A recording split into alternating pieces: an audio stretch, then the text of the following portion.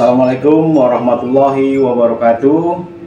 Sahabat cerita misteri Satria, ketemu lagi kita hari ini memasuki episode ke-14. Saya flashback kita bercerita kepada berapa puluh tahun silam, ketika Perumnas Depok 1 ini masih awal-awal. Saya masih kecil, mungkin saya sama yang saya akan ceritakan ini berbeda umur sekitar 14 tahun. Mungkin itu saya umur waktu itu SMP, mungkin ya 12 atau 13 tahun itu SMP mungkin ya. Kalau SMP saya masih SMP, rumah bapak sama enggak, di bawah SMP ya, SMP awal kelas 1 kelas 2 SMP, atau saya lupa tahun berapa. Pada saat itu Perumnas ini masih asli, Perumnas rumah ibu saya juga nggak berubah. Kamar mandinya ada di belakang rumah, dan belakang tuh terbuka ya. Jadi sekarang masing-masing rumah belum ada yang dibangun, jadi antara rumah ke rumah, belakang samping itu kelihatan gitu. Jadi pohon-pohon pun kelihatan, yang ada di sana kelihatan, yang ada di sana kelihatan. Nah itu kurang lebih saya SMP, dan anak yang saya ceritakan ini almarhum Fahrul, atau kita biasa nyebutinnya Aung. Itu dulu masih bayi balita lah, umur 2 atau 3 tahun gitu ya, 2 atau 3 tahun. Tapi dia senang ikut kakaknya bermain gitu ya kan. Di belakang dekat rumah kami ini, di beberapa blok dekat rumah kami ini ada pohon randu atau pohon kapuk. Dulu pohon kapuk sekarang ada di kantor RW, namanya kantor RW 03 Kelurahan Depok Jaya. Itu dulu ada pohon kapuk tinggi besar, cukup besar lah untuk ukuran rumah tinggal, itu cukup besar di situ. Nah itu sering terjadilah, maksudnya hal-hal yang di luar nalar.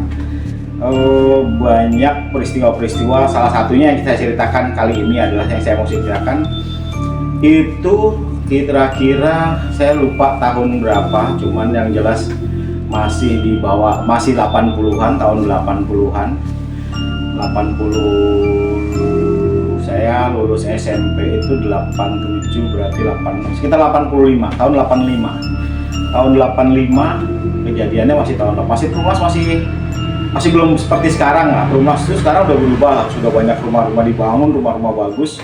Nah pada saat itu kita tuh senang main, karena di dekat kantor RW itu memang dari dulu dibikin fasos untuk bermain warga Perumnas. Nah situ kan sering ya, kadang-kadang karena tanahnya luas dan lain-lain kan senang pada main. Nah sampai kadang-kadang lupa udah hampir sore, udah maghrib atau udah asar atau itu masih pada main nih. Nah kita tuh sampai jelang azan maghrib itu masih jam sekitar setengah 6 sore. Pulanglah kita, habis main bola, habis apa itu, anak-anak sering ngumpul di lapangan tuh pulang. Kebetulan yang namanya Aung tadi, Fahrul tadi, almarhum ya, beliau juga udah almarhum. Namanya Aung itu kan dibawa kakaknya. Kakaknya itu pulang sendiri, dia nggak ngelihat adiknya gitu. Jadi artinya dia pulang kayak seakan-akan udah gandeng adiknya gitu. Namanya Jamal. Sekarang juga kakaknya masih ada. Mungkin kalau akan saya hadirkan nanti, mungkin untuk memperkuat cerita ini, nanti akan saya hadirkan. Jamal ini merasa dia udah gandeng adiknya pulang, gitu kan. Karena adiknya suka ikut kan, masih kecil, dia gandeng pulang. Nah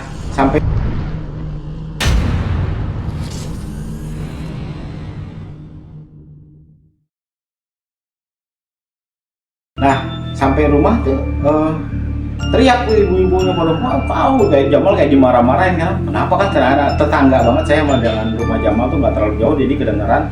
Jadi tiba-tiba gue pada lari tuh, keluarganya guru-guru lah. Kenapa bu? Mau lari, saya juga ikut lari kan, ikutan gitu kan. Habis itu kan karena belum sholat maghrib, kenapa Aung hilang? Dicari lah kita, di mana Aung? Nggak, kita cari sampai udah muter, sampai kita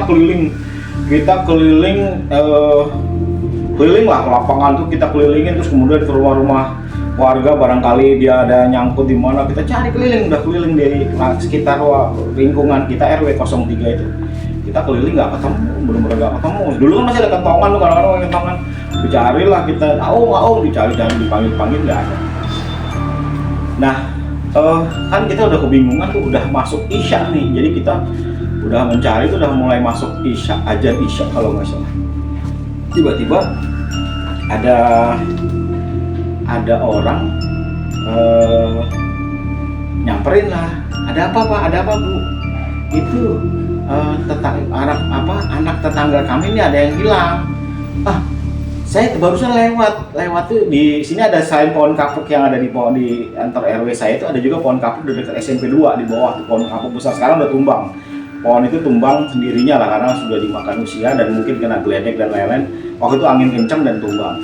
Nah, dia tuh enggak gitu, kayak ngeliat ada anak-anak, tapi saya pikir, saya takut juga kalau itu anak-anak, bukan, karena ada di atas pohon.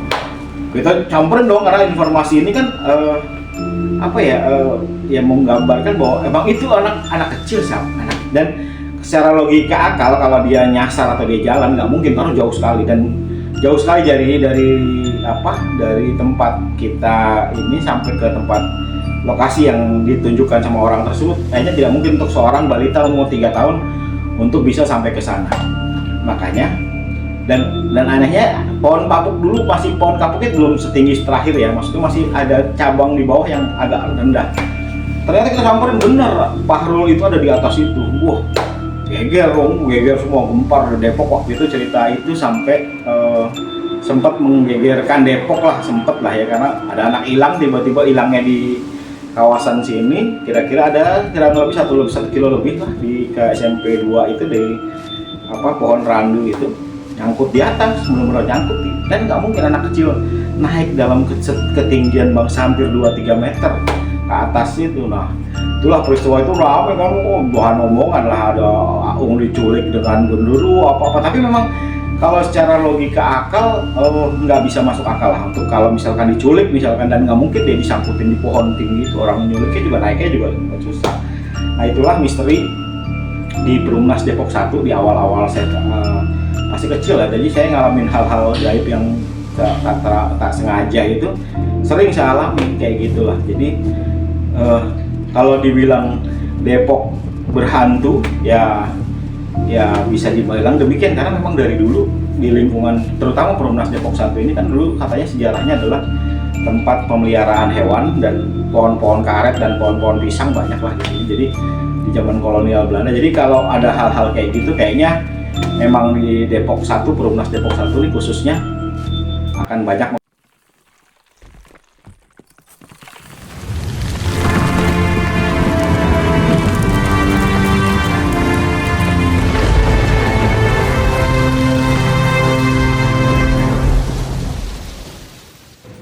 mengalami hal-hal, dan banyak lagi, masih banyak cerita yang mau saya sampaikan dari saya kecil hingga nanti saya kerja di lingkungan kerja juga akan saya sampaikan. Oke, demikian episode ke-14, saya cukupkan dulu.